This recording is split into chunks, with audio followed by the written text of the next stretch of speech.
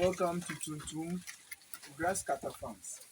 The seasons are here with us again, and it is very difficult for you to get food for your grasscutters because there are no rains and the weather is so dry. For this reason, some of us have shifted from feeding our grasscutters 2 times in a day to 1 time in a day. But to do this, there is a way out. If you shift just like that, if you don't take time, your animals will end up dying.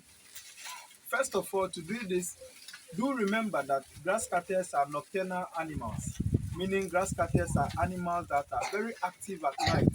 So if you want to do a one-day feeding, then it should always be happening at night. And when you are feeding them at night, make sure you are giving them enough food so that the next morning they will still have some traces of food to feed on, but not to empty their cages. And again, when you return the next night to feed your animal, make sure you have cleared all the cages like we are doing now.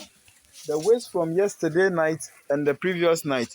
You can see I'm doing this with families and the children around my house. So we are taking out all the trashes and then bringing in a different food here to feed the animals, because these animals enjoy the best of food when they have clean cages.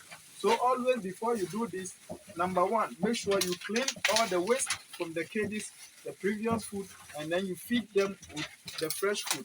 And then the fresh food too, make sure you are giving them enough so that the next morning you can have some traces of food still to feed on.